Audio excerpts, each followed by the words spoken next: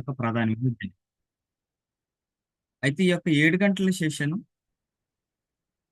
అందరికీ తన శరీరం పట్ల ఒక మంచి అవగాహన కల్పిస్తూనే తన శరీరం ఆరోగ్యం కోసం ముందు జాగ్రత్తలుగా ఏమేం పాటిస్తూ ఉపయోగపడుతుంది అనేటువంటి వివరాలన్నీ మనకి ఇక్కడ తెలుస్తూ ఉంటాయి.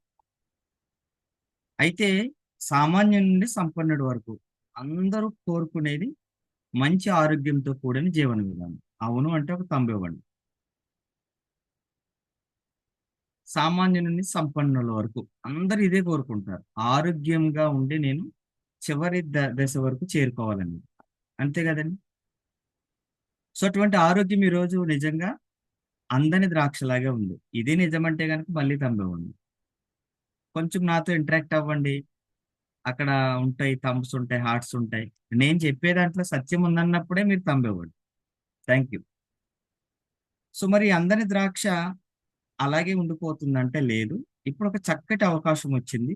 ఈ రోజు మనం అసలు మన ఆరోగ్యం ఎలా ఉంటుంది, అసలు అనారోగ్యం అంటే ఏమిటి, దానిని ఎలాగ అధిగమించాలి అనేటువంటి చాలా వివరాలు మనం తెలుసుకుందాం. మరి మీరందరూ రెడీనా? ఈరోజు మన ముందు 3 ప్రశ్నలు ఉన్నాయి. అసలు ఆరోగ్యం అంటే ఏమిటి? ఇది రాసుకుందాం. మీకు ఇంట్రెస్ట్ ఉంటే మీ దగ్గర బుక్ పెన్ ఉంటే మాత్రం తప్పనిసరిగా రాసుకోండి. కొత్త వాళ్ళు వచ్చి ఉంటే గనక శ్రద్ధగా వినండి. మాకు ఒక 45 నిమిషాలు మీ విలువైన సమయాన్ని ఇస్తే సరిపోతుంది. అసలు ఆరోగ్యం అంటే ఏమిటి? అది ఏ రూపంలో ఉంటుంది? రెండో ప్రశ్న. మూడో ప్రశ్న, అనారోగ్యం బారిన పడకుండా ఉండాలంటే మనము ఏం చేయాలి? మనము అనారోగ్యం బారిన పడకుండా ఉండాలంటే ఏం ఏం చేయాలి?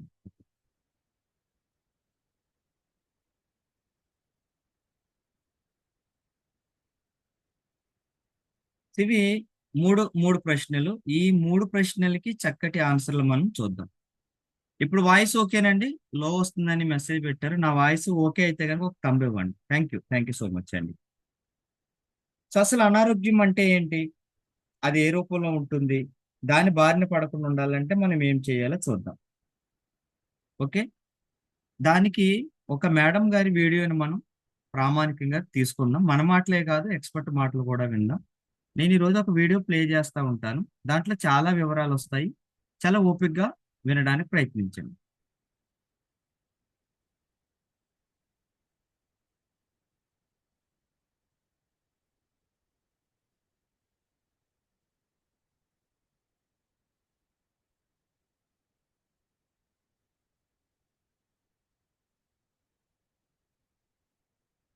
సార్ స్క్రీన్ ఓకేనా సార్?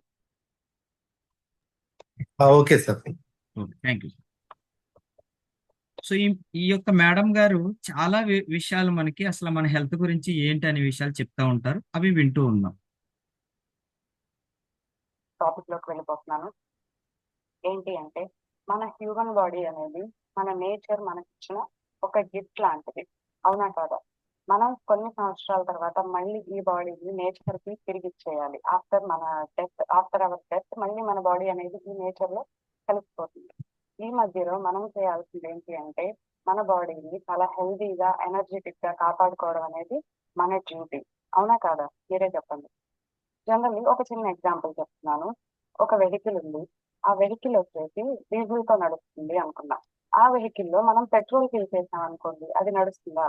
వెళ్ళదు. మనం ఏం చేయాలి? అందులో ఉన్న ఆ పెట్రోల్ ని తీసేసి మళ్ళీ దాన్ని డీజిల్ తో ఫిల్ చేస్తేనే అది నడుస్తుంది. అవునా కదా? మన బాడీ కూడా అలాంటిదే. మన బాడీ వచ్చేసి న్యాచురల్ గా దొరికే లివింగ్ ఫుడ్ కోసం డిజైన్ చేయబడింది. కానీ మనం తెలుసో తెలియకో దాన్ని junk food, artificial food like pizza, burger ఇలాంటి వాటితో మనం దాన్ని ఫిల్ చేస్తున్నాం. సో మనకి జబ్బులు వస్తున్నాయి, వ్యాధులు వస్తున్నాయి అంటే మరి అవునా కదా? ఫిల్ చేయాల్సిన దాంతో ఫిల్ చేయకుండా వేరే ఫుడ్ ని మనం దానిలోకి పంపిస్తే ఆటోమేటిక్ గా మనకి డిసీజెస్ అనేవి వస్తాయి. నెక్స్ట్ సో క్వశ్చన్ నెంబర్ 1 కి ఆన్సర్ దొరికింది. అనారోగ్యం ఎందుకు వస్తుంది అనేది ఆవిడ చెప్తుంది. అనారోగ్యం ఎందుకు వస్తుంది అనేది చెప్తూనే మానవ శరీరం చాలా విలువైనదని, గొప్పదని, ప్రత్యేక నిర్మాణంతో ఉన్నదని, ఇది కేవలం లివింగ్ ఫుడ్ కోసం మాత్రమే డిజైన్ చేయబడిందని, మనం ఎలాగ వచ్చామో అలాగే వెళ్ళిపోవాలని, అంతవరకు మన శరీరాన్ని పూర్తి ఆరోగ్యంగా చూసుకోవాల్సిన బాధ్యత మన మీద ఉందని చెప్తున్నారు. కరెక్టే కదండి. సో అటువంటి హ్యూమన్ బాడీ ఎందుకు డిసీజెస్ బారిన పడుతుందంటే మేడం గారు ఇంకొక ఎగ్జాంపుల్ కూడా చెప్పారు. డీజిల్‌తో నడిచేటువంటి కారులో డీజిలే పోయాలి. పెట్రోల్‌తో నడిచే కారులో పెట్రోలే పోయాలి. పెట్రోల్‌తో నడిచే కారులో డీజిల్ పోస్తే నడవదు. డీజిల్‌తో నడిచే కారులో పెట్రోల్ పోసినా నడవదు. అంటే దేనికోసం డిజైన్ చేయబడిందో, ఆ యొక్క ఇంధనం మాత్రమే కారులో ఏస్తే ఎలా వెళ్తుందో, మానవ శరీరం కూడా లివింగ్ ఫుడ్ కోసం మాత్రమే డిజైన్ చేయబడింది. లివింగ్ ఫుడ్ అంటే నేచర్‌లో సహజ సిద్ధంగా దొరికేటువంటి మందులు కొట్టనటువంటి, సేంద్రియ పద్ధతిలో పండించినటువంటి ఆకుకూరలు గాని, కాయగూరలు గాని, పండ్లు గాని, పండ్ల రసాలు గాని, వాటి కోసం మన శరీరం నిర్మించబడింది. అయితే మనం తెలుసో తెలియకో విరుద్ధ ఆహారం వైపు మన శరీరాన్ని తీసుకెళ్తున్నాం. ఏంటి విరుద్ధ ఆహారం అంటే గనక, మనకి సరిపడనటువంటి ఆహారము, సమయపాలన లేనటువంటి ఆహారము, ఎక్ ఎక్కువ సేపు నిల్వ ఉండేటువంటి ఆహారం అంటే జంక్ ఫుడ్స్, అంటే పిజ్జాలు, బర్గర్‌లు, పానీపూరీలు, కేకులు ఇట్లాంటి చెప్పుకుంటూ పోతే carbohydrate content and maida content అంటే షుగర్ కంటెంట్ అండ్ కారము లాంటి కంటెంట్లు ఉన్నటువంటి ఎన్నో రకాల ఫుడ్‌లు మన శరీరం లోపల వేస్తుంది. యాక్చువల్‌గా మన బాడీ వీటి కోసం డిజైన్ చేయబడలేదు. సహజ సిద్ధంగా చాలా ఫ్రీగా అరిగేటువంటి ఆహారం కోసం అది డిజైన్ చేయబడింది. ఎప్పుడైతే మనం విరుద్ధ ఆహారం వైపు వెళ్తున్నామో, అప్పుడు మన శరీరము ఆరోగ్యం నుంచి అనారోగ్యం వైపు వెళ్తుంది. సో, ఇప్పుడు అనారోగ్యం ఎందుకొస్తుంది అంటే గనక, మన శరీరానికి అవసరం లేని ఆహారం ఎప్పుడైతే పెడతామో, అప్పుడే మనము ఆరోగ్యం నుంచి అనారోగ్యంలోకి వెళ్తున్నామని చాలా స్పష్టంగా మేడం గారు చెప్తున్నారు. సో మనం ఏం చేయాలి? డిసీజెస్ బారిన పడకుండా ఉండాలి అంటే మనం ఏం చేయాలి? మీరు కూడా దీనికోసం ప్రయత్నిస్తూ ఉన్నారా? ఎవరి ముందైనా ఇంగ్లీష్ లో తడబడకుండా కాన్ఫిడెంట్ గా ఫ్లూయెంట్ ఏం చేయాలి అంటే మన బాడీని క్లీన్ చేసుకోవాలి. బాడీని క్లీన్ చేసుకోవాలి అంటే ఏంటి? రోజు నేను స్నానం చేస్తాను కదా, బాడీ క్లీనింగ్ ఏంటి అనుకుంటున్నారా? మనం చేసే స్నానం మన ఎక్స్టర్నల్ బాడీకి. నేను చెప్పేది ఏంటంటే మన ఇంటర్నల్ బాడీ బాత్. అంటే మన శరీరం లోపల మనం శుద్ధి చేసుకోవాలి. అంటే ఏంటి? శరీరం లోపల ఉన్న వేస్ట్ ని, టాక్సిన్స్ ని ఎప్పటికప్పుడు మనం బయటకైతే పంపించేయాలి. సో అది ఎలా? బయట అంటే స్నానం చేస్తున్నాం. ఇదేమన్నా ఇల్లా ఊడ్చేసి చెత్త బయట పారేయడానికి? మన శరీరం. ఆ చెత్తని బయటకి ఎలా పంపిస్తాం? సో అది నేను చెప్పబోయే ముందు ఒక చిన్న టాపిక్ చెప్తాను. ఏంటి అంటే మన ఆయుర్వేదం మనకి ఎప్పుడో చెప్పింది. మనం ఎప్పుడైతే మంచి ఆహారం తీసుకోమో, మనం ఎలాంటి మందులు వాడినా కూడా ఉపయోగం ఉండదు. కానీ ఎప్పుడైతే మనం హెల్తీ ఫుడ్ అంటే మంచి ఆహారం తీసుకుంటామో, అప్పుడు మందులు వాడే అవసరమే రాదు. సో ఇప్పుడైతే నేను మన శరీరంలో నుంచి ఇక్కడ ఒక పాయింట్ మళ్ళా నేర్చుకుందాం మనం. మేడం గారు చెప్తున్నారు, ఎప్పుడైనా సరే మన శరీరం అనారోగ్యాల బారిన పడుతున్నప్పుడు అప్పుడు ఏం చేయమంటున్నారంటే, క్లీన్ చేయమంటున్నారు. క్లీనింగ్ అంటే ఎక్స్టర్నల్ క్లీనింగ్ కాదు. అంటే మనం ప్రతిరోజు చేసేటువంటి స్నానాదులు కాదు గానీ, శరీరం లోపల కూడా క్లీన్ చేయాలి. ఆ శరీరం లోపల క్లీన్ చేయడానికి ఒక ప్రత్యేకమైన పద్ధతి, ప్రత్యేకమైన ఆహార విధానం ఉంటుంది అని మేడం గారు చెప్తున్నారు. అది అది మనకి చెబుతూనే ఆయుర్వేదం గురించి ఒక చక్కటి మాట మనకి వివరించారు. ఏంటి ఆయుర్వేదం చెబుతుందంటే గనక, ఎవరైనా ఒక మనిషి, ఒక మానవ శరీరం మంచి ఆహారాన్ని గనక తీసుకోగలిగితే, వాళ్ళు మందులు వాడేటువంటి అవకాశం ఉండదండి.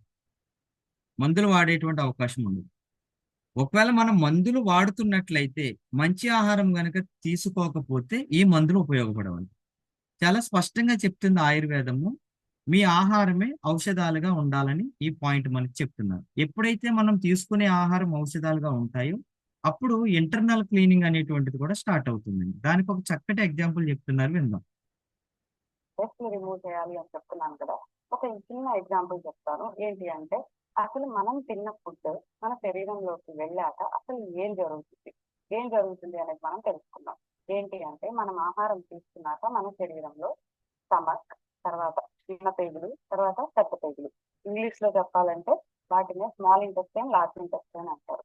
వాటిల్లోకి వెళ్ళి ఆ ఫుడ్ అనేది డైజెస్ట్ అవుతుంది, అరుగుతుంది.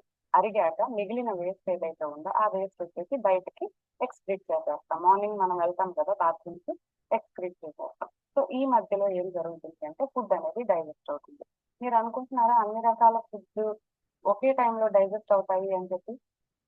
కాదు. ఒక్కొక్క రకమైన ఫుడ్‌కి ఒక్కొక్క సమయం పడుతుంది. ఎగ్జాంపుల్ ఫ్రూట్స్ తీసుకున్నాం అనుకోండి. ఫ్రూట్స్‌కి వచ్చేసి 3 గంటల సమయం పడుతుంది డైజెస్ట్ అవ్వడానికి. ఒక గంట స్టమక్, ఒక గంట చిన్న పేగులు, ఒక గంట పెద్ద పేగులు. అదే వెజిటబుల్స్ గంటల సమయం పడుతుంది. 2 గంటలు స్టమక్ లో, 2 గంటలు చిన్న పేగులు, 2 గంటలు పెద్ద పేగులు. అదే ధాన్యాలు అంటే మనం తినే గింజలు, పప్పులు వీటి విషయానికి వస్తే అవి డైజెస్ట్ అవడానికి మనకి అక్షరాల 18 గంటలు.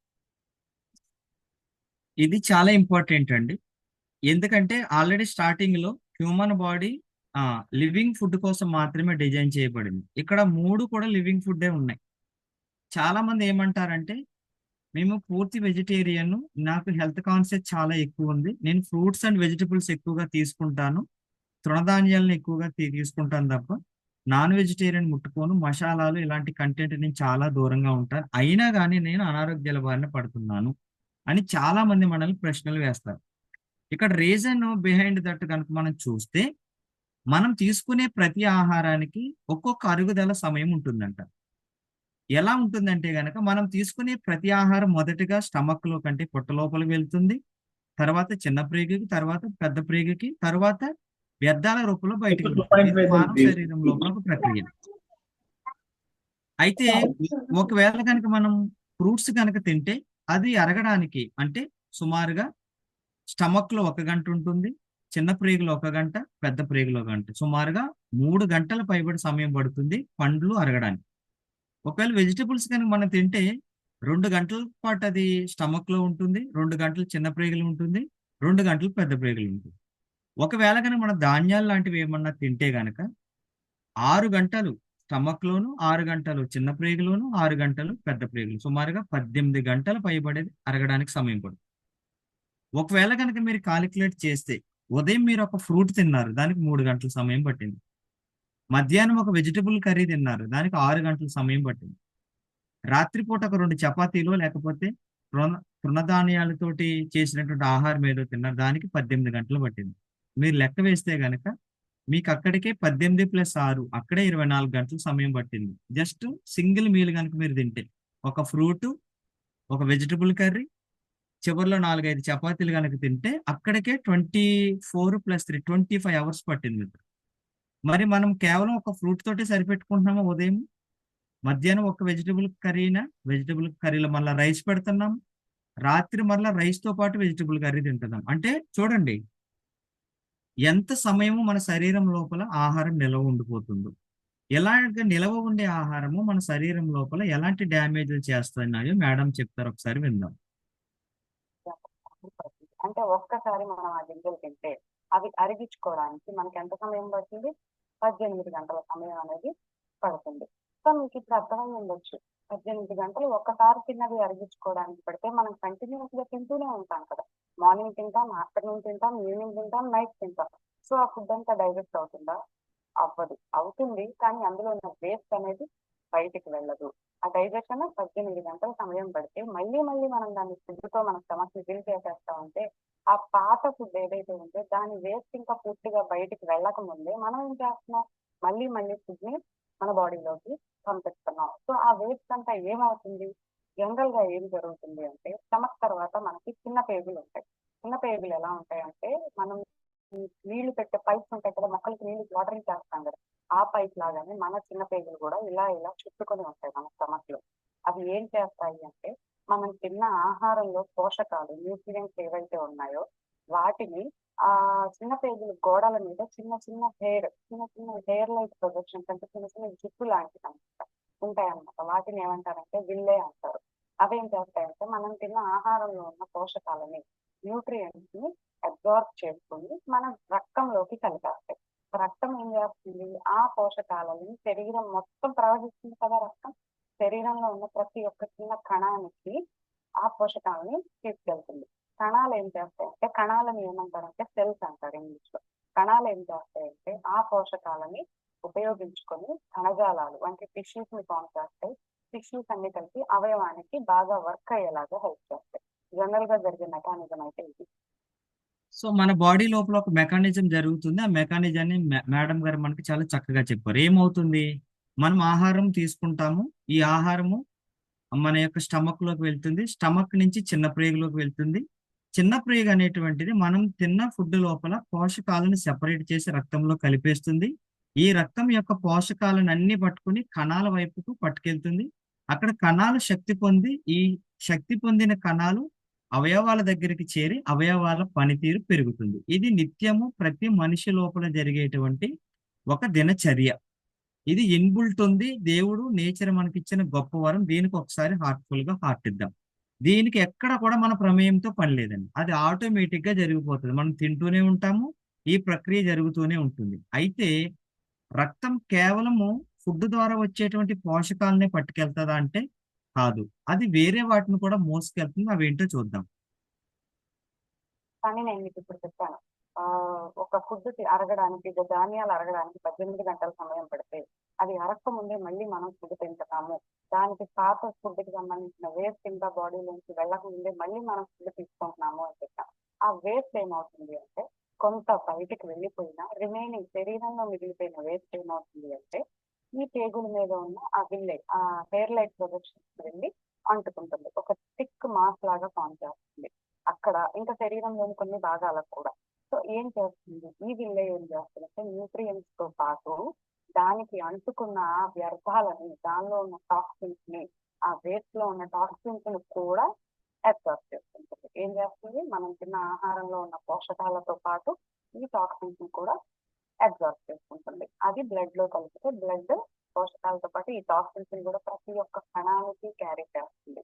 అర్థమైందా? మనం తిన్న ఫుడ్ లో బయటికి వెళ్ళని వ్యర్థాల్లో ఉన్న టాక్సిన్స్ ఏవైతే ఉన్నాయో ఆ టాక్సిన్స్ శరీరంలో ఉన్న ప్రతి కణానికి వెళ్తాయి. ఏమవుతాయి ఈ టాక్సిన్స్, ఈ వేస్ట్ మెటీరియల్స్? మనం ఏం చేస్తామండి? బయట ఒక ఫుడ్ పాడేసాము, అది వేస్ట్ గా పడింది అంటే ఏమవుతుంది?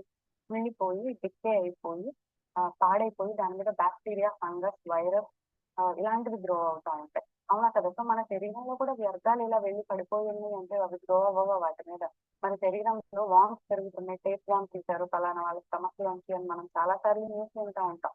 ఏంటంటే ఈ వ్యర్థాలు ఏవైతే ఉన్నాయో ఆ బ్యాక్టీరియాకి, వైరస్ కి, ఫంగస్ కి పెరగడానికి మంచి ఆహారం లాగా ఉపయోగపడతాయి. సో ఇవి వెళ్ళి ఈ ఈ వ్యర్థాలు ఏవైతే ఉన్నాయో ప్రతి కణానికి వెళ్తాయని చెప్పాను కదా, అవి ఏం చేస్తాయంటే ఆ కణాల చుట్టూ ఒక లేయర్ లాగా ఫామ్ అయిపోయి ఆ కణజాలాన్ని, ఆ అవయవాన్ని ఏం చేస్తాయంటే దాని పని అది చేసుకోనికుండా డిస్టర్బ్ చేస్తాయి. అర్థమవుతుందా? పోషకాలు అయితే ఆ అవయవం బాగా పనిచేయడానికి హెల్ప్ చేస్తాయి. కానీ ఏం చెప్తున్నాను, చాలా వ్యర్థాలు కూడా వెళ్తున్నాయి అని చెప్పి అక్కడ. ఈ వ్యర్థాలు ఏం చేస్తాయి? ఆ అవయవాన్ని సరిగా పని చేయకుండా డిస్టర్బ్ చేస్తాయి. ఆ కండిషన్ లో మనం ఏం చెప్తాం? డిసీజ్ అని చెప్తాం. జబ్బు అంటే ఇంకా వేరే ఏదో కాదు, ముఖ్యంగా చెప్పేది డిసీజ్ అని అనమాట. సో అదండి. జబ్బంటే ఏంటో ఒక సెంటెన్స్ లో మనకి ఒక డెఫినిషన్ కూడా చెప్పారు.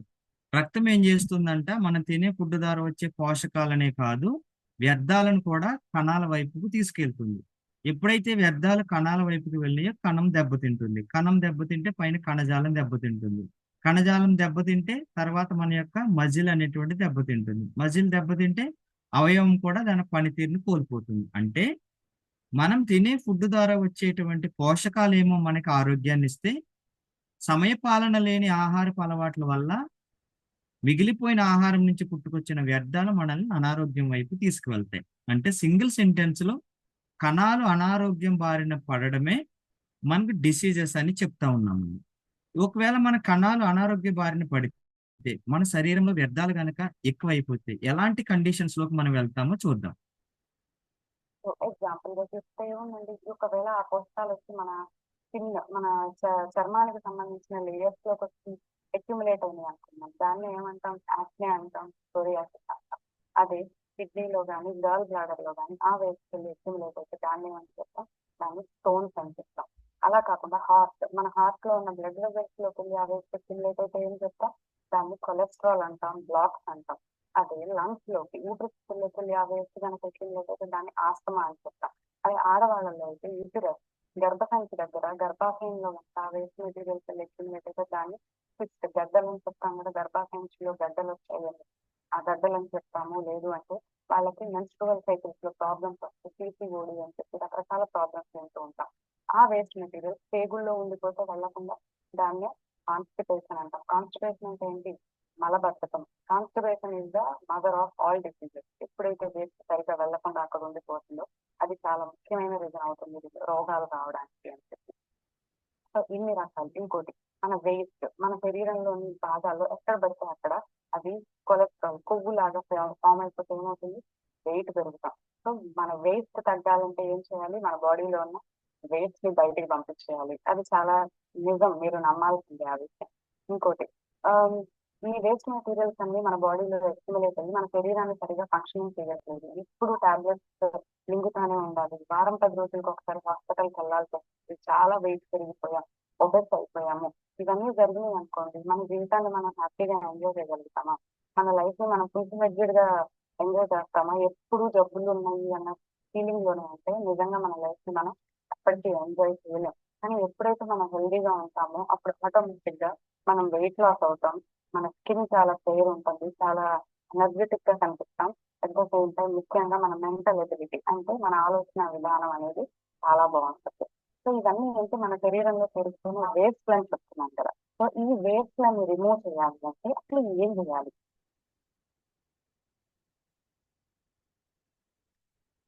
సో మన బాడీ లోపల వేస్ట్ మెటీరియల్ ఎక్కువైపోతే ఏమవుతుంది అనేటువంటిది మేడం చాలా సింపుల్ గా చెప్పారండి. ఈ యొక్క వేస్ట్ కనుక, వ్యర్థాలు టాక్సిన్స్ కనుక స్కిన్ మీద ఉంటే దాన్ని స్కిన్ ప్రాబ్లమ్స్ అంటారు.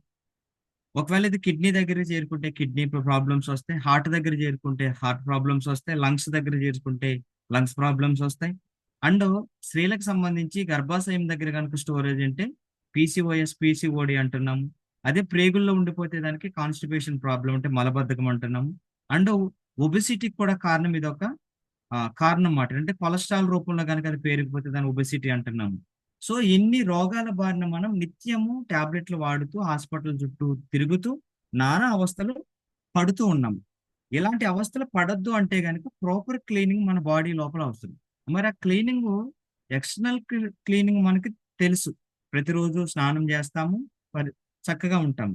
మరి ఇంటర్నల్ క్లీనింగ్ చేయాలంటే, మనం తినే ఫుడ్ ద్వారా వస్తున్నటువంటి యొక్క టాక్సిన్స్ ని క్లియర్ చేయాలంటే, మనం పూర్తి ఆరోగ్యవంతులుగా ఉండాలంటే ఒక ప్రత్యేకమైన ఆహార పదార్థాలు మనకు అవసరం.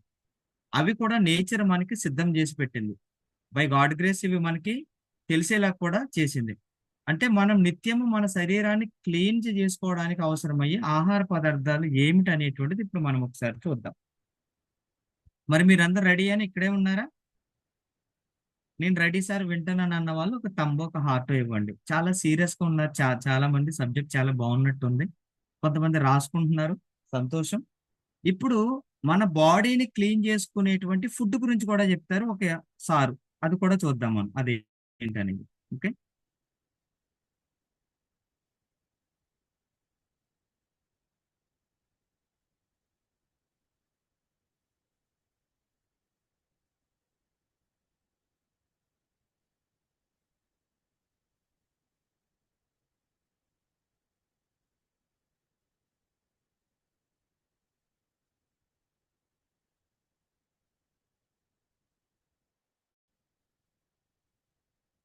పదం బాగా వింటున్నారు. సార్ వాయిస్ ఓకేనా సార్? Okay sir. టాక్సిన్స్ అంటే వాటిని డీటాక్సిఫికేషన్ చేసుకోవటం ఎట్లా? మన శరీరము మనము తీసుకున్న ఆహార పదార్థాలని శక్తిగా మార్చినప్పుడు అనేక వ్యర్థాలు విడుదలవుతూ ఉంటాయి. అవన్నీ ఏ రోజుకి ఆ రోజు శరీరం నుంచి 4 రూపాల్లో వ్యర్థాలు బయటకు వెళ్ళిపోతూ ఉంటాయి. 4 విసర్జిక అవయవాలు ఉన్న ఈ వ్యర్థాలని బయటకు పంపించడానికి అవే మలాశయము, మూత్రాశయము, చర్మము, ఊపిరితిత్తులు. ఈ 4టిని ఎలిమినేటింగ్ ఆర్గాన్స్ అంటారు, విసర్జిక అవయవాలు. మనలో విడుదలైన ఏ రోజుకి ఆ రోజు వ్యర్థాలని మన శరీరం ఈ 4 రూపాల్లో బయటకు పంపిస్తూ ఉంటుంది. ఎగైన్ ఇక్కడ చూడండి, చక్కగా మరలా ఎగైన్ నేచర్ మన మీద ఎంతో ప్రేమతోటి డైలీ మనం తింటున్న ఫుడ్ని, దాని ద్వారా వస్తున్న టాక్సిన్స్ ని బయటికి పంపించడానికి ఆల్రెడీ 4 ఆర్గాన్స్ లోపల సెటరేట్ చేసి పెట్టింది. అందులో ఒకటి చర్మము, రెండోది మలాశయము, మూడోది మూత్రాశయము, నాలుగోది ఊపిరితిత్తులు. ఈ 4టిని ఎలిమినేటింగ్ ఆర్గాన్స్ అంటారు. అంటే మన శరీరం లోపల ఉన్న వ్యర్థాలను ఎప్పటికప్పుడు బయటికి పంపించడానికి నేచరు, అంటే గాడ్ మనకి ఇచ్చిన గిఫ్ట్ ఏదైనా ఉందంటే గనక ఈ 4 ఎలిమినేటింగ్ ఆర్గాన్స్. ఇవి ఎలాంటి పనులు చేస్తాయనేది ఒకసారి విందాం. ఏ రోజుకి ఆ రోజు వ్యర్థాలు బయటకు వెళ్ళిపోతే శరీరం లోపల పరిశుభ్రంగా ఉంటుంది. ఈ తయారైన వ్యర్థాలు 4 రూపాల్లో బయటకు పోకుండా ఈ విసర్జక అవయవాలనే పేరుకొని నిలవ ఉంటే ఆ వ్యర్థాల నుంచి అనేక రకాల హాని కలిగించే పుడుతూ ఉంటాయి టాక్సిన్స్ లాంటి. ఇప్పుడు సార్ చెప్పిన పాయింట్ ఏంటంటే ఈ 4 ఆర్గాన్స్ కూడా మన బాడీ లోపల ఉన్న టాక్సిన్స్ ని ఎప్పటికప్పుడు బయటికి పంపిస్తాయి. వాటి డ్యూటీ అదే. కానీ సమ్ టైమ్స్ ఏమవుతుందంటే చాలా టాక్సిన్స్ అక్కడే స్టోర్ అయి ఉంటాయి. ఎందుకు స్టోర్ అయి ఉంటుందంటే సమయ పాలన లేని ఆహారపు అలవాట్ల వల్ల. అంటే ఒకటి డైజెషన్ అవ్వకుండా ఇంకొకటి తినడం వలన, మొదటి తిన్న ఫుడ్ అది మరలా టాక్సిక్ గా మారడం వలన, ఇవి ఎంత ఫిల్టర్ చేసినా కూడా మిగిలి ఉండిపోయిన ఆహార పదార్థాల్లో ఉన్న టాక్సిన్స్ ఈ యొక్క అవయవాల దగ్గర స్టోరేజ్ అయిపోయి ఉంటాయి. ఒకవేళ ఇలాగ ఎక్సెసివ్ గా స్టోరేజ్ అవుతున్న టాక్సిన్స్ ఎలాగ బయటికి వెళ్తాయో చూద్దాం. చెత్త డబ్బాలో చెత్త నిల్వ చేస్తే ఏం పుడతాయి? గోతులో నీరు నిల్వ చేస్తే ఏం పుడతాయి? నిల్వ ఉంటే పుట్టడం స్టార్ట్ అవుతాయి. అట్లాగే మనలో కూడా ఈ పనికిరాని వ్యర్థాలు నిల్వ ఉండటం వల్ల ఆ నిల్వల వ్యర్థాల నుంచి అనేక రకాల హాని కలిగించే పుడుతూ ఉంటాయి. అవన్నీ శరీరం లోపల పేరుకుని శరీరంలో జరిగే జీవక్రియకు ఆటంకం కలిగిస్తూ ఉంటాయి. మనం ఇన్ఫెక్షన్ గురయ్యేటట్టు చేస్తూ ఉంటాం. శరీరం లోపల పరిశుభ్రంగా ఉండాలి అంటే ఈ వ్యర్థాలని టాక్సిన్స్ అన్నిటిని తొలగించుకునే ప్రయత్నం జరగాలి. ఇవి ఏ రోజుకి ఆ రోజు బాగా శుద్ధి అవ్వాలంటే మనం ఎలాంటి డైట్ తీసుకోవాలి? శరీరం అట్లా క్లీన్ చేసుకునే మెకానిజం కలుగు. మన శరీరం తనంతట తానుగానే క్లీన్ చేసుకుంటుంది. వ్యర్థాలన్నింటినీ తొలగించేస్తుంది. ఆ టాక్సిన్స్ అన్నింటినీ రిమూవ్ చేసేయగలదు బాడీ. అంత చక్కటి సామర్థ్యం మన శరీరానికి ఉంది. ఇలాంటి పనులన్నీ లివర్ బాగా చేస్తూ ఉంటుంది. శరీరంలో పెద్ద అవయవం లివర్ అన్నమాట. కేజీన్నర బరువు ఉంటుంది. ఇది ముఖ్యంగా డీటాక్సిఫికేషన్ బాగా చేస్తుంది ఈ లివర్. మరి లివర్ డీటాక్సిఫికేషన్ చేయాలి. సో ఆల్రెడీ మనకి 4 ఎలిమినేటింగ్ ఆర్గాన్స్ ఉన్నాయి. వాటి పని అవి చేస్తున్నాయి. ఒకవేళ వాటి వలన కాకుండా మిగిలిపోయినటువంటి టాక్సిన్స్ ని మరలా బయటికి పంపించడానికి ఎగైన్ మరలా మనకు ఒక ఆర్గాన్ ఉంది, అదే లివర్ అండి. ఇది చాలా పెద్ద అవయవము.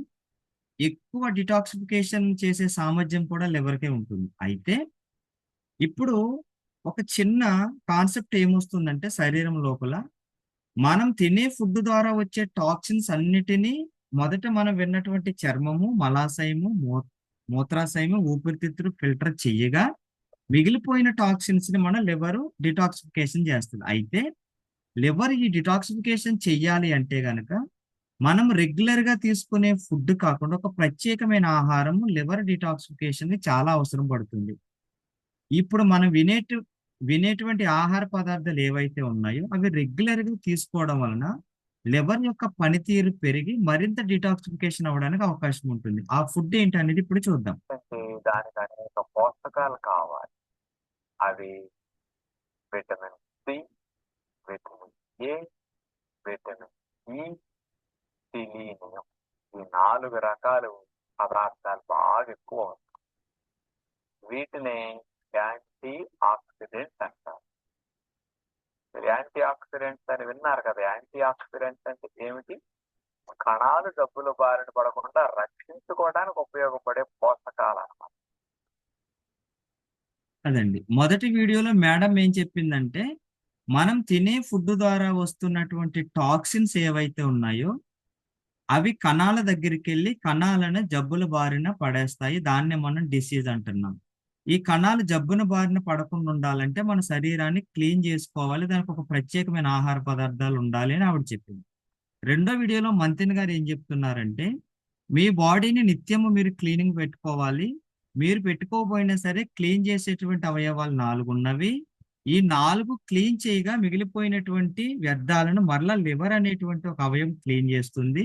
ఇది ఇలా క్లీన్ చేయాలంటే దీనికి ఒక ప్రత్యేకమైన ఆహార పదార్థాలు కావాలి. అవే vitamin C, vitamin A, vitamin E, selenium. వీటిని యాంటీ ఆక్సిడెంట్స్ అంటారు. యాంటీ ఆక్సిడెంట్స్ యొక్క ప్రధాన విధి ఏంటంటే కణాల జబ్బున బారిన పడకుండా చూడడమే. ఎప్పుడైతే కణాలు జబ్బున బారిన పడకుండా చూసుకుంటామో ఎంటైర్ మన సిస్టమ్ అంతా సెటరేట్ అయిపోతుంది. మనము నిత్యము ఆరోగ్యవంతులుగా ఉండడానికి అవకాశం ఉంటుందండి. ఓకే. ఈ 2 వీడియోల సారాంశం ఏంటంటే, మనిషి తన జీవితకాలం ఆరోగ్యవంతుడిగా ఉండాలి అంటే, నిత్యము తన బాడీ డిటాక్సిఫికేషన్ అవ్వాలి. మనం ఇల్లు ఊడ్చినట్టు, బండి తుడుచుకున్నట్టు, ఓకే. బండిలో ఇంజిన్ ఆయిల్ మార్చుకున్నట్టు, బయట ఉన్నటువంటి శరీరాన్ని క్లీన్ చేసినట్టే, శరీరం లోపల కూడా క్లీనింగ్ చేయాలి. ఈ క్లీనింగ్‌కి ప్రత్యేకమైన ఆహార పదార్థాలు కావాలి. వాటిని యాంటీ ఆక్సిడెంట్స్ అంటారు. మీలో చాలా మందికి యాంటీ ఆక్సిడెంట్స్ గురించి అవగాహన ఉండే ఉంటుంది. వీటిని సూక్ష్మ పోషకాలంటారు. మార్కెట్‌లో చాలా విరివిగా మనకు దొరుకుతున్నాయి. అయితే మొదటి వీడియోలో మేడం చెప్పింది మానవ శరీరము దేనికి ఇంటర్‌లింక్ అయ్యి ఉందంటే నేచురల్ ఫుడ్ కోసం మాత్రమే ఇంటర్‌లింక్ అయ్యి ఉంది. ఈరోజు మనం తీసుకునే యాంటీ ఆక్సిడెంట్స్ ఎంత నేచురల్ అయ్యుంటే అంత మంచిదమాటండి. అలాంటి నేచురల్ యాంటీ ఆక్సిడెంట్స్ ఉన్నటువంటి ఒక ఫుడ్ గురించి ఈరోజు మనం తెలుసుకుందాం. సార్ నాది ఇంకొకటి ఉంది. దానికి కో-హోస్ట్ ఇవ్వండి sir. Sunnarayana. Okay. Thank you sir.